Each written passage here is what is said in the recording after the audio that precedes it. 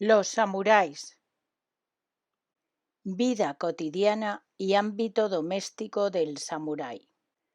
La sociedad japonesa premoderna no conoció una separación clara entre las esferas pública y privada. El individuo se incorporaba al nacer, dependiendo de su estatus, en una u otra comunidad que le dejaba poco margen de maniobra para desarrollar su personalidad o acceder a sus intereses particulares.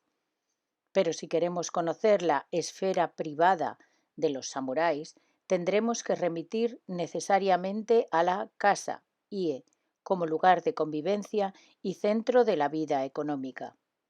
En ese ámbito tenía lugar los 4 acontecimientos más relevantes en la vida de todo japonés de la época premoderna: el nacimiento, el rito iniciático de paso a la edad adulta, el matrimonio y la muerte, siempre y cuando ésta no sobreviniera en el campo de batalla. Al no tratarse de acontecimientos de naturaleza estrictamente privada, a pesar de que eran determinantes en la existencia de cada cual, estaban regulados jurídicamente por el gobierno, siendo las normas al respecto mucho más claras y firmes bajo el sistema Ritsuryu y durante el shogunato Tokugawa que en el periodo Kamakura o durante el Sengoku. Por tanto, solo podremos adquirir una visión general de este tema si contemplamos al Japón premoderno como un espacio de tiempo de casi 300 años y a los samuráis como una clase social extremadamente heterogénea, tal como apuntó el historiador Shibata Jun. En cualquier caso, hay que partir del hecho de que la separación de las esferas pública y privada no tuvo lugar a resultas de una racionalización jurídica o de una emancipación paulatina de la mujer. Antes bien, fue un motivo ondulatorio lo que caracterizó la estima y la protección de las formas de vida privadas. Familia, esposas e hijos. La investigación feminista ha subrayado repetidas veces que las mujeres del Japón antiguo ocupaban una posición social más ventajosa y gozaban, por tanto, de mayor prestigio que las que vivieron, por ejemplo, en los primeros años del shogunato Tokugawa. El hecho de que ciertas mujeres pertenecientes a las clases nobles de más alto rango, como Suiko en el año 592 o Koken en el 749, llegasen incluso a ocupar el puesto de mando como emperatrices, que otras damas nobles de la corte de Heian Kyo desarrollasen muchas y variadas actividades culturales y que los matrimonios se celebrasen por lo general en la casa de la novia, ha llevado a historiadoras como Takamura Itsue a interpretar que las estructuras sociales y familiares anteriores al periodo Nara eran predominantemente de naturaleza matriarcal. Las investigaciones más recientes hacen hincapié, empero, en una mezcla compleja de elementos tanto patriarcales como matriarcales. No obstante, la independencia económica de las mujeres japonesas pertenecientes a familias acomodadas que vivieron al menos hasta los últimos años del período Kamakura habla nuevamente a favor de una posición fuerte de las mismas en la sociedad. Pero cabe preguntarse entonces por qué se produjo en aquella época y precisamente en las familias samuráis un debilitamiento de su posición.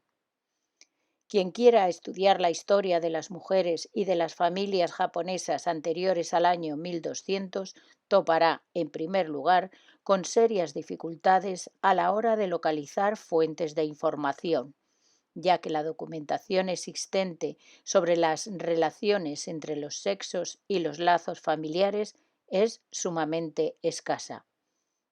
Hasta bien entrada la Edad Media, las pocas disposiciones jurídicas referentes a las relaciones entre hombres y mujeres fueron bastante imprecisas. Con todo, nos han llegado algunos testamentos, contratos, traspasos matrimoniales e incluso crónicas capaces de informarnos mucho más en detalle de la situación de las mujeres en Japón. Así, ha quedado ya demostrado que la fuerte posición social de la mujer se debió, sobre todo, a la existencia de un derecho ecuánime de propiedad y de herencia que permitía, por ejemplo, que una mujer mantuviese su estatus de hija incluso después del matrimonio. En el Azuma Kagami, la crónica oficial del shogunato Kamakura, puede leerse una anotación del año 1248 según la cual los bienes pertenecientes a una mujer de la familia guerrera pasaban a sus hijos tras su fallecimiento. En caso de no tener hijos, sus bienes retornarían a su familia sin ser en ningún caso transferidos al marido. De conformidad con este dato, el derecho de herencia del Japón antiguo tampoco contemplaba ninguna clase de dote o ajuar. La herencia recibida de los padres, ya se tratara de casas o de tierras, quedaba en manos de la hija, a no ser que ésta los traspasase al marido de forma explícita antes de morir, cosa que no ocurría con frecuencia. Por lo general, los bienes patrimoniales se dividían entre todos los descendientes de una familia, y si bien a partes desiguales. A falta de hijos varones, la hija predilecta, chakuyo, normalmente la hija mayor, pasaba a ser la heredera. Además de la herencia que recibían de los padres o del marido, las mujeres contaban con otras posibilidades para adquirir bienes a su nombre.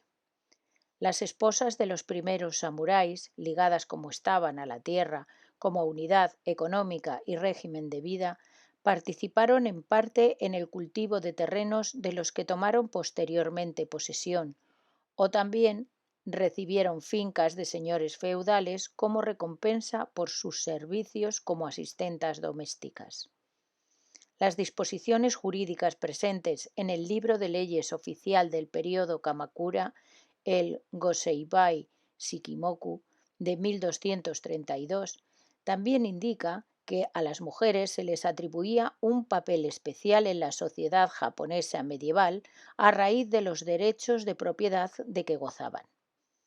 De los 51 artículos primigenios que fijaban legalmente las costumbres vigentes, 18 versaban sobre las relaciones entre señor y vasallo, y solo 7 regulaban los derechos de propiedad de la mujer. Los años finales del período Kamakura dieron comienzo a un proceso de transformación social y jurídica que se extendería hasta el siglo XVI y que tuvo como resultado la marginación de la mujer en el Estado y en la sociedad. Como desencadenantes de este suceso hay que citar las invasiones mongolas, ya descritas anteriormente, de los años 1274 y 1281, junto con las consecuencias que de ellas se siguieron.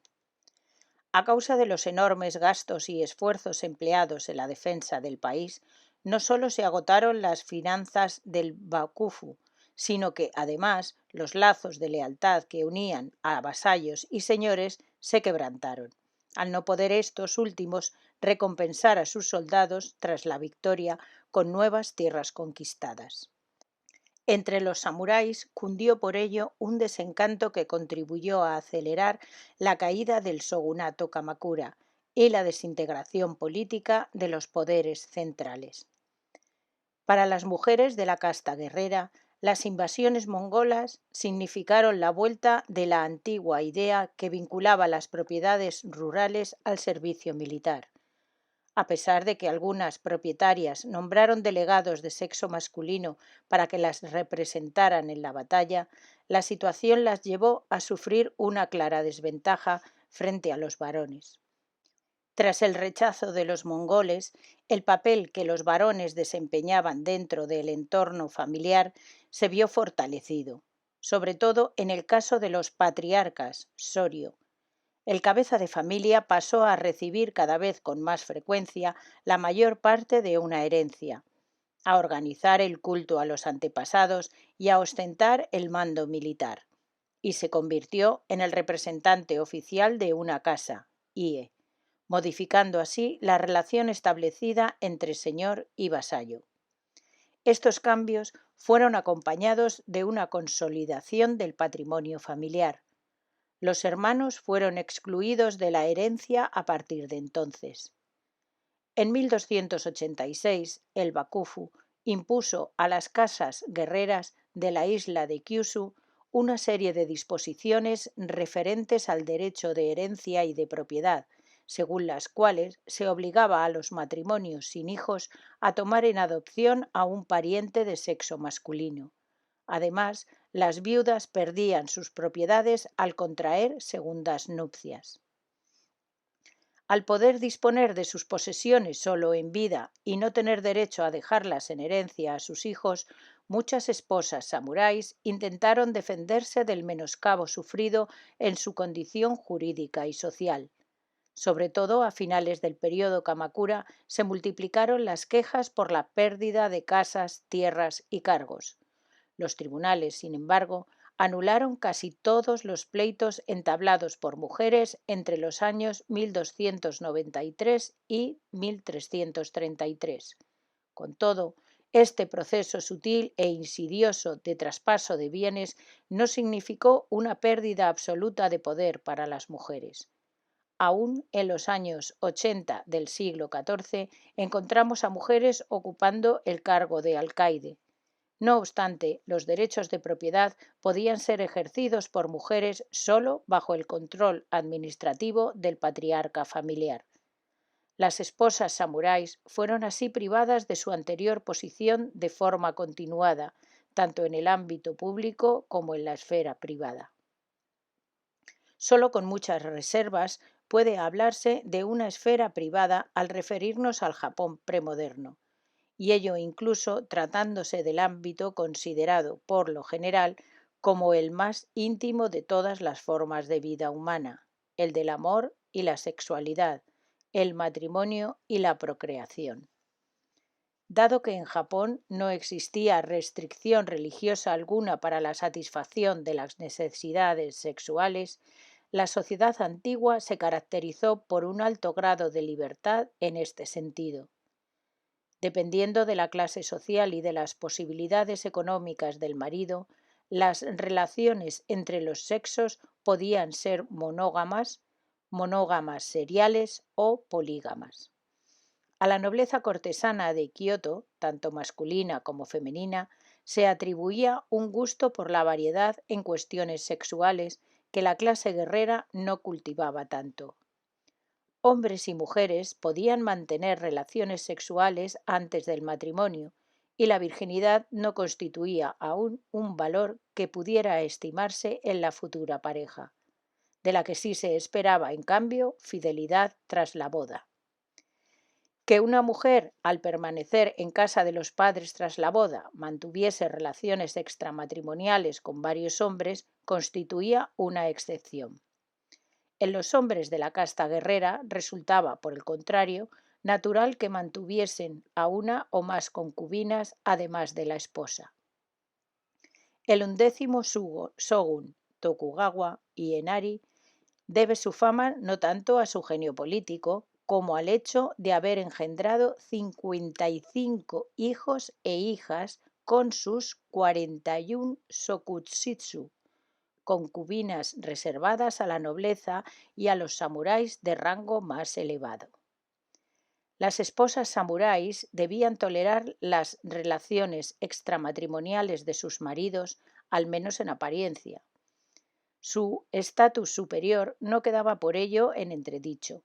Tampoco si las amantes del jefe de la familia, que vivían por lo común en dependencias adyacentes al domicilio conyugal, tenían hijos en su lugar. Con ello velaban por la perpetuación de la familia en el caso de que no nacieran descendientes legítimos. Determinadas convenciones y restricciones jurídicas aseguraban que las concubinas, en su mayoría procedentes de clases sociales bajas, no pudiesen ofender en público a las esposas. Así, por ejemplo, a las concubinas del período Tokugawa les estaba expresamente prohibido habitar en casa propia. Lo normal era que fuesen tratadas como personal de servicio doméstico y, en cuanto tales, quedasen bajo control y vigilancia de la esposa. La homosexualidad estaba muy extendida en la corte y entre los samuráis residentes en las ciudades. Algunas fuentes dan cuenta de hijos de personajes nobles que se ataviaban con ropas de mujer en la corte de Kioto. Las relaciones eróticas entre varones añadían una dimensión emotiva a los lazos de fidelidad entablados entre los guerreros. Esta fue una de las razones principales de que la amistad entre varones fuese inmortalizada en el período Edo en obras literarias como por ejemplo las del poeta Ihara Saikaku.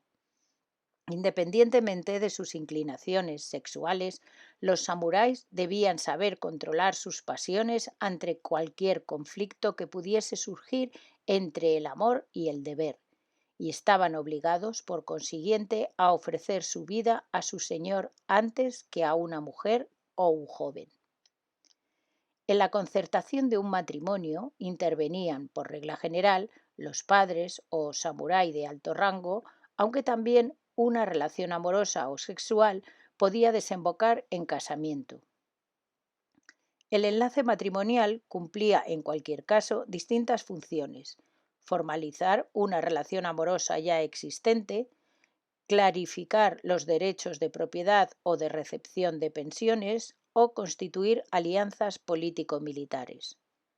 En este último caso, las mujeres fueron con frecuencia víctimas de una política matrimonial despiadada.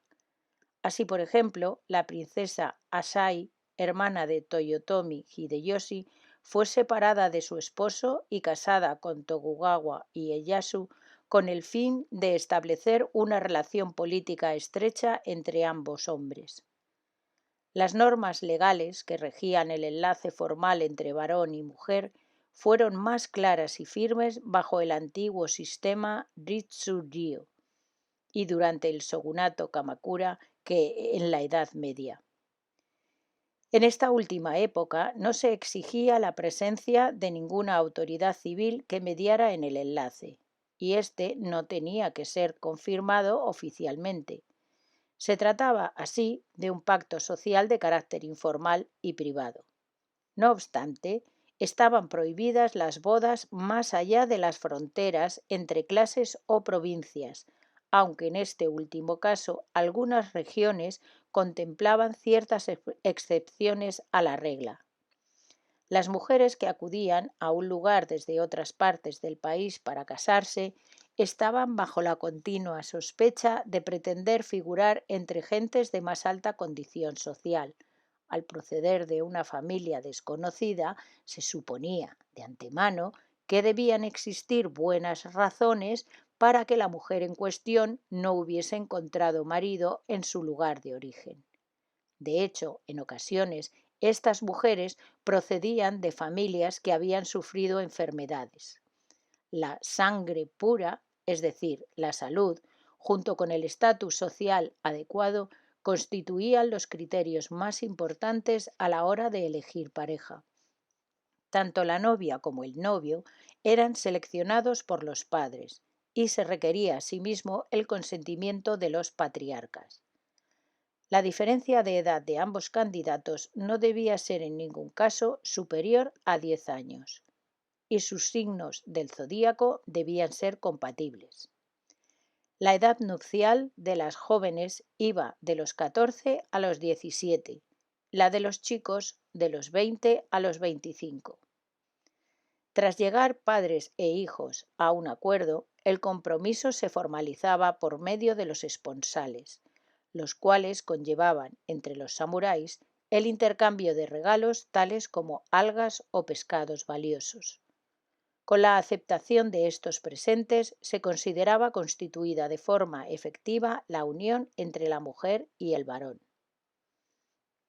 Hasta finales del período Kamakura, la boda solía tener lugar en la casa de la novia y posteriormente pasó a celebrarse en la del marido.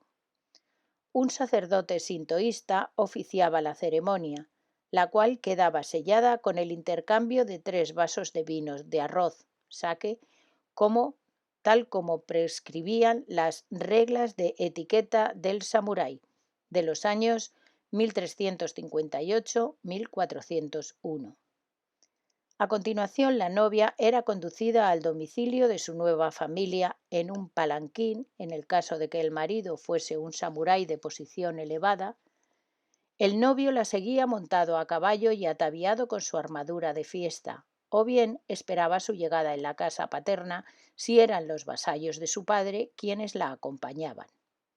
Las novias jóvenes de familia acomodada y tradicional vestían un kimono blanco, lo cual no era símbolo de castidad sexual, sino que venía a demostrar que la esposa no llevaba consigo ningún estilo de vida propio que intentase llevar a la casa del esposo, y que estaba dispuesta a recibir de su suegra una segunda educación. Tras su llegada se cambiaba de atuendo, se afeitaba las cejas y se pintaba los dientes de negro, o aguro, una costumbre que se mantuvo en la corte y entre los samuráis hasta bien entrado el siglo XIX.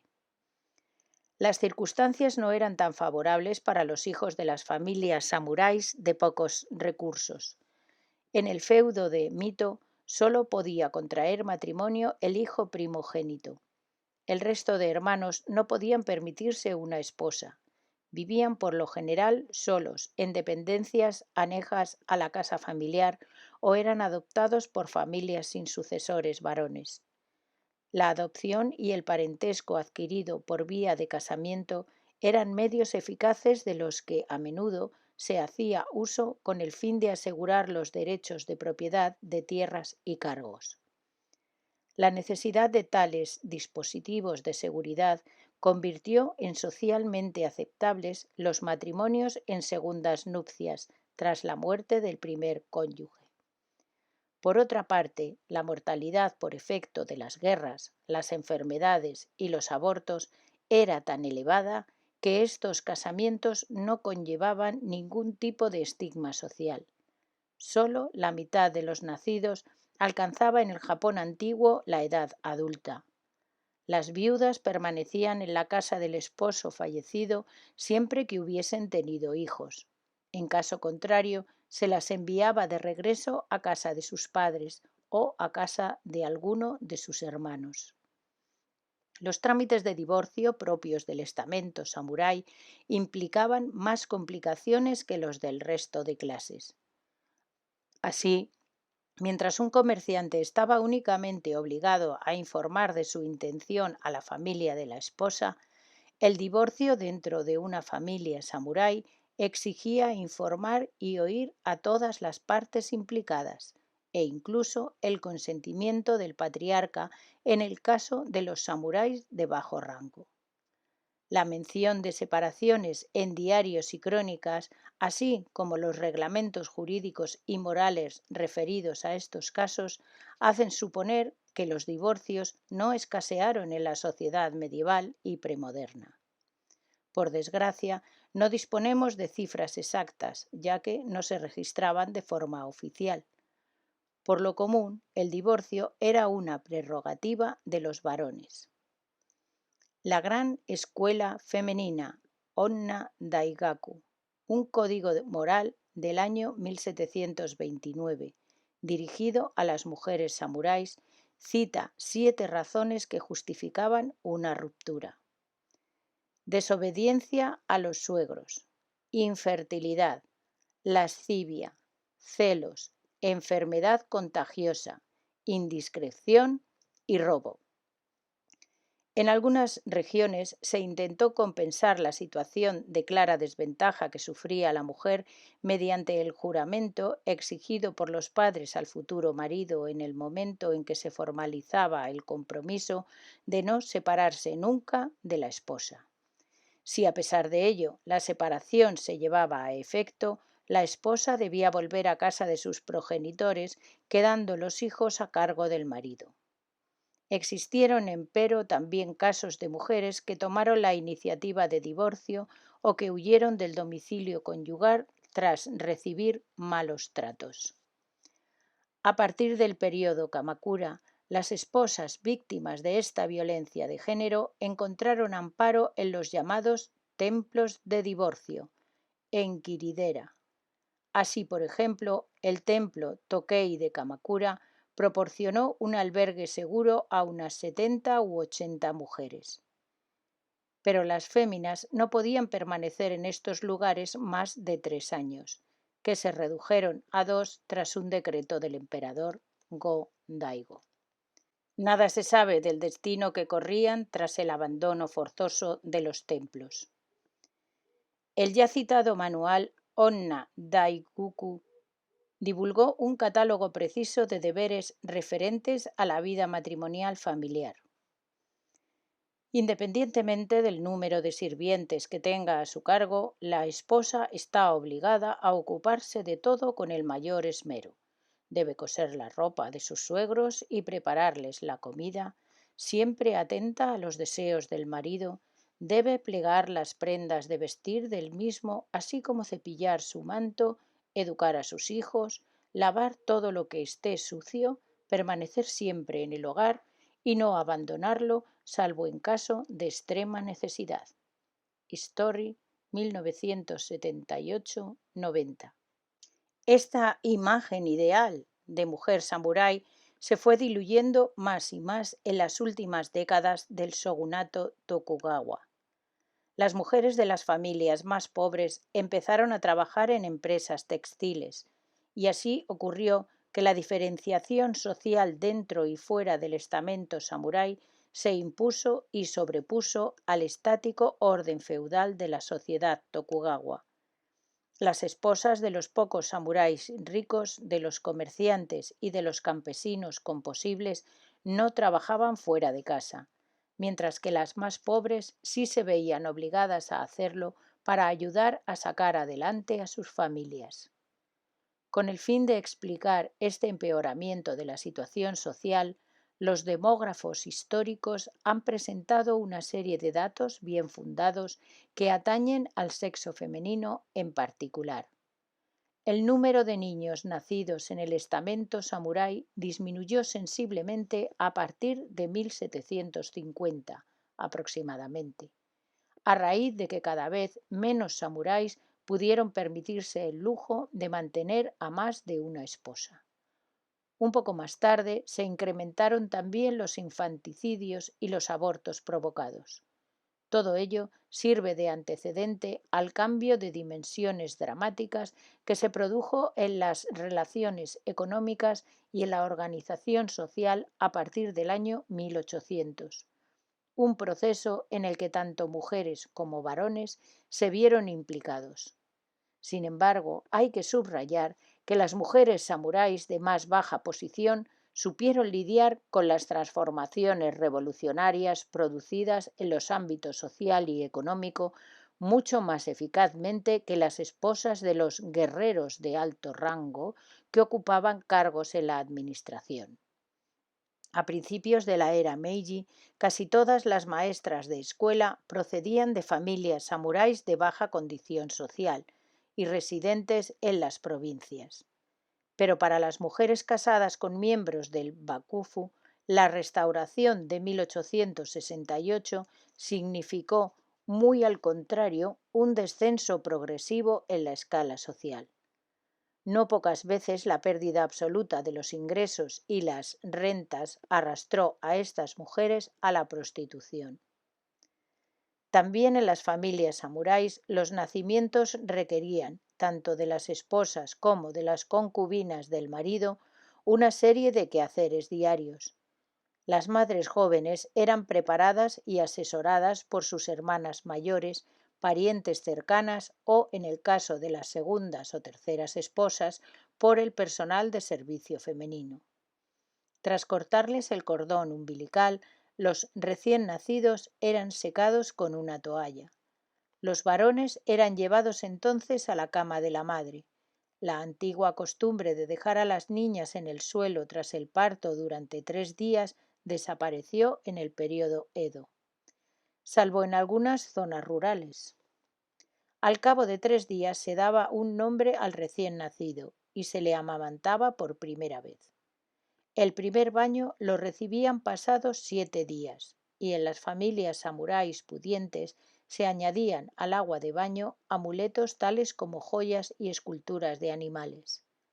Los niños no eran sacados de la casa hasta cumplir los 31 días, las niñas hasta cumplir los 33. Los bebés recibían su primera comida sólida en una ceremonia que tenía lugar 120 días después de su nacimiento.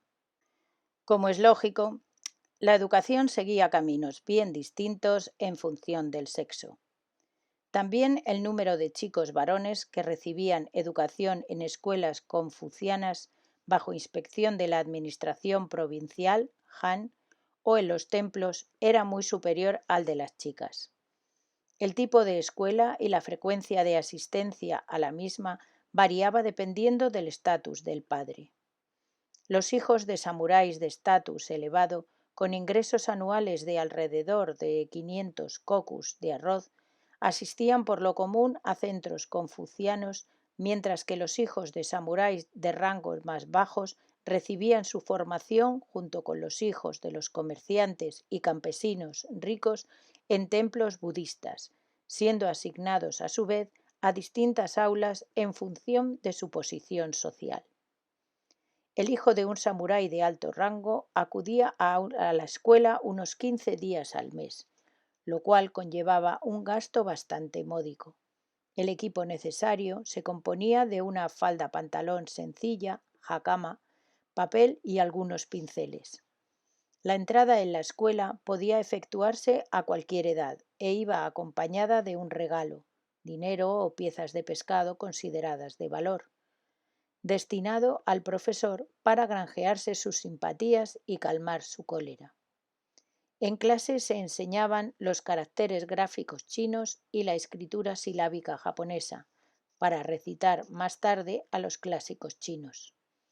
Por otra parte, los chicos practicaban con sus padres el tiro con arco, preferentemente durante las partidas de caza de la liebre, y aprendían a montar a caballo.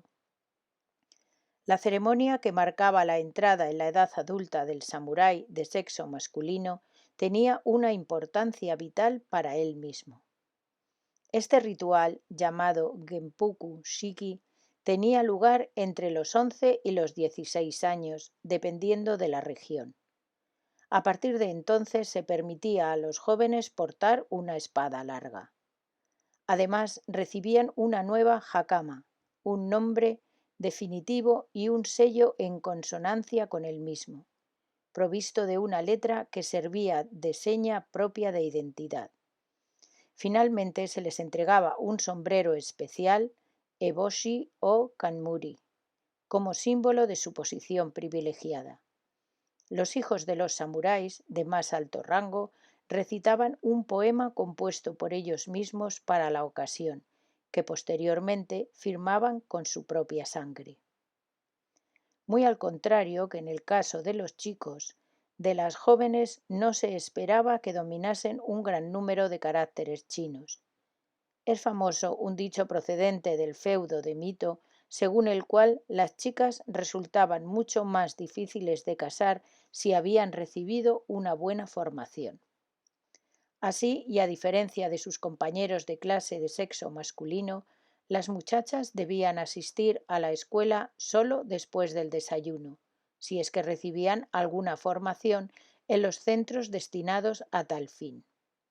A partir de los 12 años, las jóvenes asistían a escuelas especiales de economía doméstica, donde aprendían fundamentalmente a hilar y a coser, puesto que como esposas deberían ocuparse más tarde no sólo de la adquisición y preparación de alimentos, sino también de la ropa de toda la familia.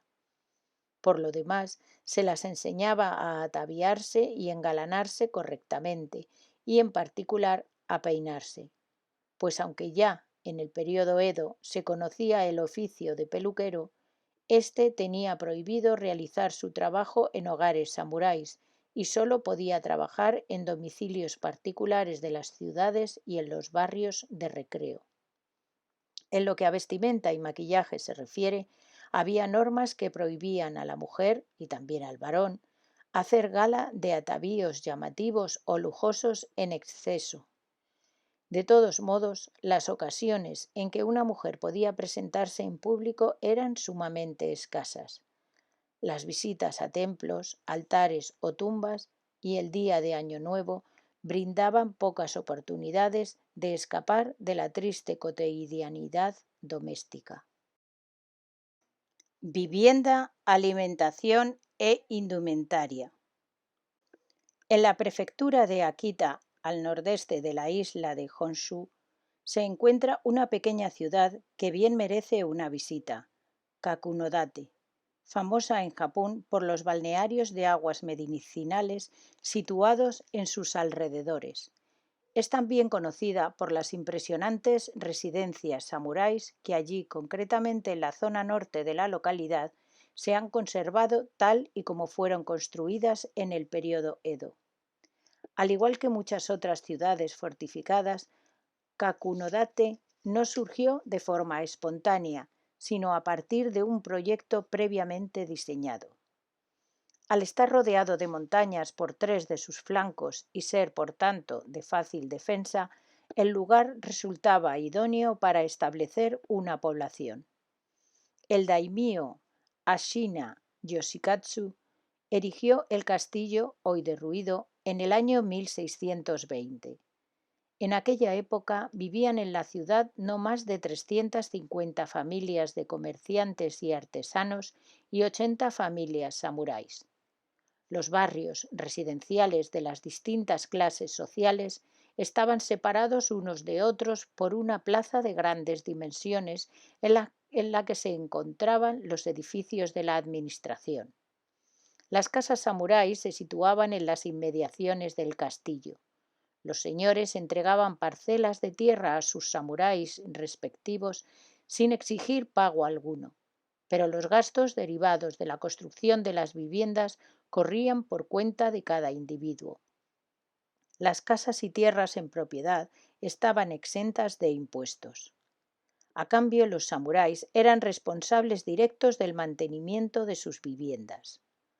Los vasallos principales del daimio, Yushin, vivían en el castillo o en dependencias contiguas al mismo.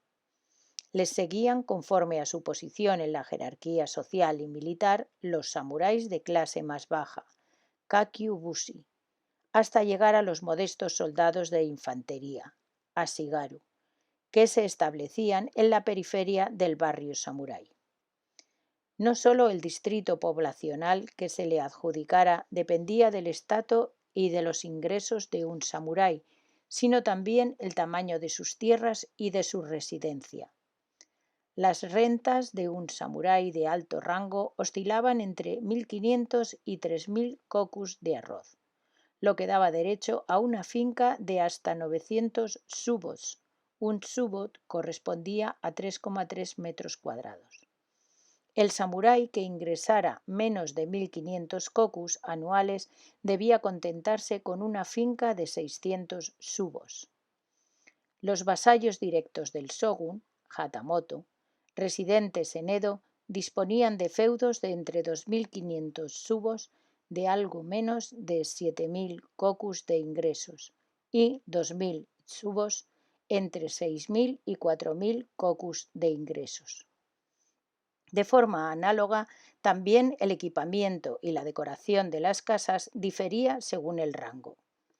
La puerta de entrada era un símbolo de estatus, manifestado tanto en el tamaño como en la forma de la misma.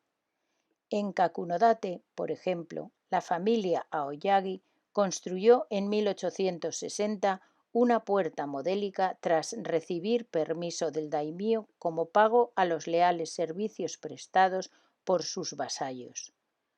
La casa, con planta en forma de L, contaba con 3 entradas.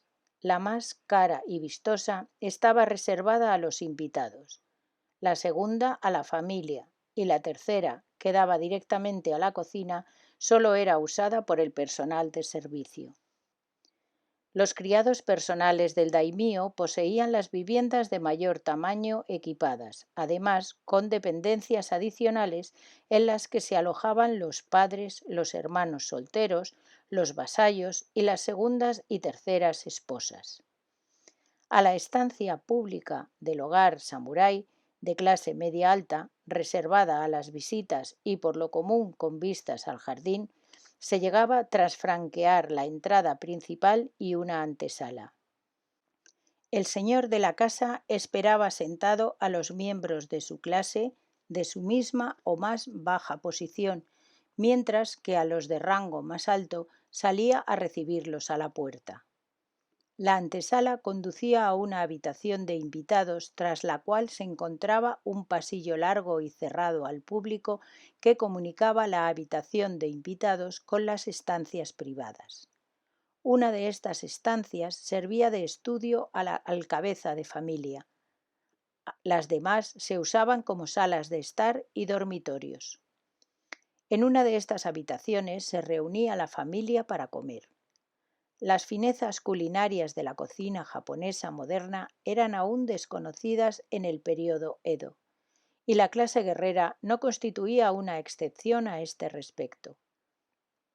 Aparte de los días festivos y algunas ocasiones familiares, la lista de platos era bastante monótona.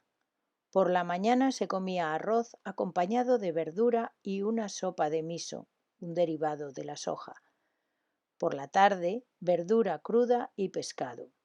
No se consumía carne excepto la de ave, y ésta solo en caso de enfermedad de un miembro de la familia, ya que se pensaba que aceleraba la curación del enfermo. Por esta razón, incluso las familias samuráis solían criar 2 o 3 gallinas. Otros alimentos que contribuían a enriquecer la dieta eran algunos tipos de fruta, melocotones y mandarinas, así como los boniatos, que solían tomarse a media tarde, y el pastel de arroz que las familias samuráis pudientes acostumbraban a ofrecer a sus visitas. Por lo general se comía en el círculo familiar, y cada miembro recibía su propio plato. Las visitas solían ser cortas y a los invitados se les ofrecía casi siempre té. Las fiestas celebradas por alguna familia constituían una excepción, y aunque eran muy poco frecuentes, explican el hecho de que toda la familia samurái dispusiese de un surtido adecuado y suficiente de platos y demás enseres de cocina para las celebraciones de fiestas de grandes proporciones que se contrataban cocineros externos. En el resto de casos, la preparación de la comida era responsabilidad de la esposa, la cual llevaba a cabo esta tarea bajo la atenta mirada de sus hijas mayores. Las razones que motivaron el cambio de costumbres alimenticias en los hogares samuráis alrededor de 1700 son aún desconocidas. Hasta entonces, los miembros del estamento guerrero comían 2 veces al día, por la mañana y por la tarde. En el siglo XVIII se impuso de forma paulatina un almuerzo sencillo, consistente por lo común en arroz y verdura. Junto a la provisión de agua y la preparación de la comida, la fabricación y cuidado de la ropa de toda la familia figuraba entre las tareas principales de una esposa samurái. Las leyes militares de los primeros años del período Edo exigían del samurái la renuncia a vestidos lujosos de seda para uso cotidiano y la obligación de vestirse en su lugar con tejidos de algodón. Solo a los samuráis de alto rango y a los hombres y mujeres mayores de 70 años se les permitía llevar ropa interior de seda. En 1829, Tokugawa Nariaki ratificó la antigua normativa y prohibió a sus vasallos de forma expresa los ropajes de seda. Los samuráis no cultivaban el algodón que necesitaban para sus vestidos, sino que lo compraban a los campesinos y lo hilaban. Quien podía permitírselo entregaba los tejidos ya elaborados a un sastre para su confección. En las últimas décadas del shogunato, Las familias samuráis empobrecieron en muchos casos de tal manera que no les fue posible teñir los hilos ni coser los trajes por encargo. Las esposas de estas familias procedieron entonces a pintar las prendas ya confeccionadas, con lo que sólo conseguían disfrazar la pobreza sobrevenida. Sin embargo, resultaba indispensable que los vasallos comparecieran a ciertos actos oficiales vestidos con trajes de fiesta. Así, los samuráis de clase alta vestían en las audiencias un kimono de seda, kataginu, mientras que los de posición más baja se contentaban con una falda pantalón de fiesta bastante ancha, hakama, sobre la que se portaba un manto largo hasta la rodilla, haori. Si una mujer no disponía de medios suficientes para comprarse un kimono de seda, debía al menos portar un cinturón, obi, decorado profusa y suntuosamente. A la vestimenta se atribuía un gran valor material y simbólico, en especial en el caso de las féminas. Al haber sido desposeídas en el siglo XIV de sus derechos de herencia y propiedad, la ropa constituía a menudo su única pertenencia. Por ello, la cuidaban con todo esmero y la transmitían a sus hijas generación tras generación. Formas de morir. Después del nacimiento, del ritual de iniciación a la edad adulta y del matrimonio, la muerte constituía el cuarto y último acontecimiento fundamental en la vida de todo samurái. La muerte podía sobrevenir al guerrero de dos maneras totalmente diferentes: a consecuencia de un accidente, de una enfermedad o simplemente de la edad, o bien resultas de una lucha, de una decisión tomada libremente. En el primer caso se trataba de una muerte involuntaria que puede adscribirse, sin dudar, a la vida privada de un samurái. En caso de enfermedad grave que no pudiese curarse con remedios caseros, solía consultarse en el período Edo a un médico perteneciente a la casta samurái y versado en medicina china, y a partir de 1780 aproximadamente también en medicina occidental. Si ya no había salvación posible y el guerrero enfermo moría, se le enterraba por lo común según los dictados del ritual budista. Este hecho guarda relación directa con el departamento creado por el Bakufu tras el aniquilamiento del cristianismo en 1640 para controlar los asuntos religiosos, así como con el conjunto de ordenanzas que se decretaron referentes al ejercicio de la religión. Cada individuo y cada familia debía inscribirse en un templo budista que dispusiese de un cementerio en sus terrenos. Resultaba así muy lógico que los difuntos del estamento samurái y de otras clases sociales fuesen enterrados según el ritual budista en la mayoría de los casos.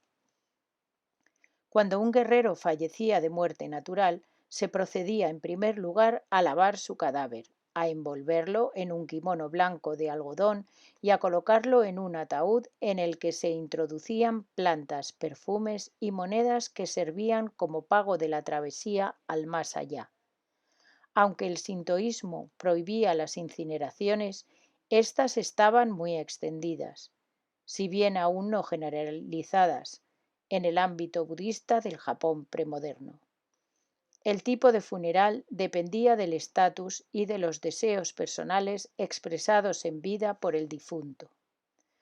Cuando el sexto shogun Ienobu murió en 1712 a la edad de 51 años, sus vasallos más cercanos leyeron en voz alta su testamento y dieron a conocer su deseo de ser enterrado en el templo Zoyo de Edo, según el ritual budista.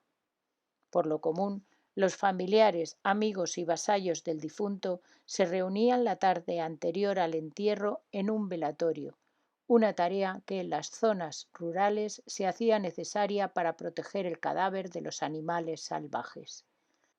Las viudas se cortaban el pelo en señal de renuncia a un nuevo matrimonio, aunque este deseo así manifestado podía tornarse en su contrario tan pronto como el cabello volvía a crecer. El luto duraba por norma general un año para los parientes de primer grado y para los miembros de la corte en caso de fallecimiento del tenno, y se reducía en consonancia con el grado de parentesco o guardado con el difunto. Suele asociarse al samurái un género de muerte que guarda relación directa con la manera propia y específica del guerrero japonés, en que éste afrontaba el fin de su vida en la tierra. Nos referimos a la muerte sobrevenida en el campo de batalla, así como al suicidio ritual de carácter voluntario denominado seppuku, y que nosotros conocemos generalmente como harakiri.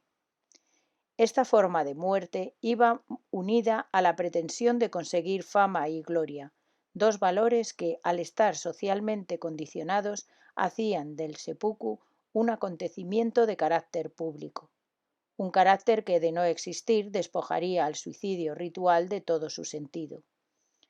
Por esta razón, la persona que lo practicase podía hacerlo bien en función de su calidad de individuo directamente afectado, o bien actuar como miembro elegido para representar a un grupo concreto de índole elitista.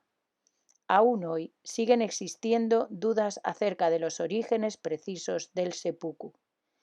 Ikegami Eiko localiza sus principios en las luchas y rebeliones que precedieron a la fundación del shogunato Kamakura, es decir, en el último tercio del siglo XII, al tiempo que considera que los suicidios rituales realizados en el campo de batalla fueron más frecuentes entre los Minamoto del nordeste que entre los Taira del sudoeste de Japón. En las fuentes que nos informan sobre las luchas acontecidas en el período Heian no consta caso alguno en que esta costumbre fuese llevada a la práctica. Muy al contrario, parece ser que los primeros samuráis no se caracterizaron por luchar hasta perder al último de sus hombres. En caso de peligro intenso, optaban por huir o rendirse al enemigo. Sea como fuere, el número de víctimas que causaron estos enfrentamientos, incluidos los de mayor envergadura, es sorprendentemente pequeño. Esta situación cambió en la segunda mitad del siglo XII.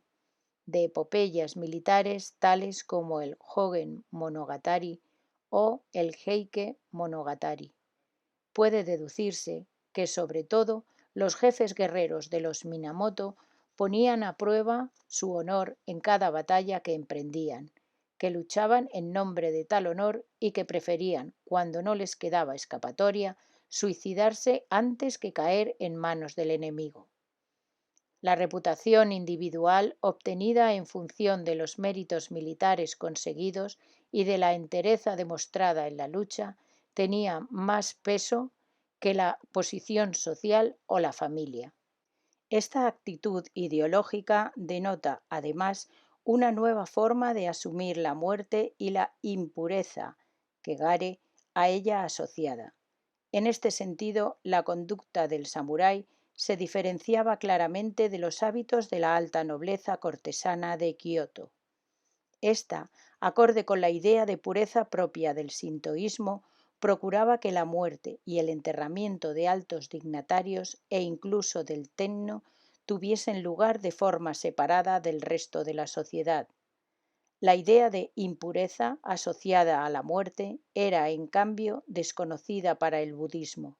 Así, este propagaba, a través de sus distintas comunidades religiosas, la unidad de la vida y la muerte, y el carácter efímero de la existencia, ideas que gozaron de gran aceptación entre los samuráis. En el período Edo se produjo una transformación del seppuku como consecuencia de la pacificación de la sociedad en el curso de la unificación del imperio en torno al año 1600. A partir de entonces, las posibilidades de alcance de un samurái de morir de manera honrosa en el campo de batalla pasaron a ser de índole meramente teórica.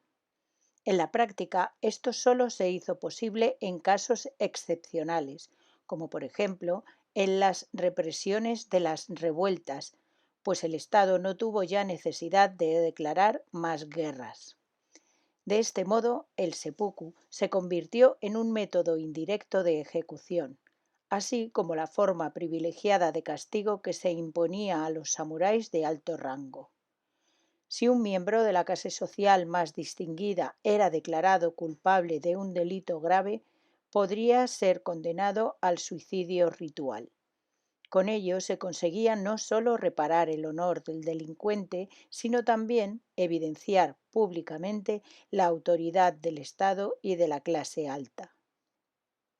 Se tiene constancia de una gran cantidad de normas reguladoras de las ceremonias y los procedimientos a seguir en un ritual de este tipo, que muestran hasta qué punto se extendió la práctica del suicidio en el período Edo. Al condenado le estaba permitido tomar un baño purificador y hacerse un peinado ceremonial. Se le vestía a continuación con ropa interior blanca y un kimono del mismo color. El seppuku tenía lugar sobre 2 tatamis previamente dispuestos, cubiertos con telas blancas.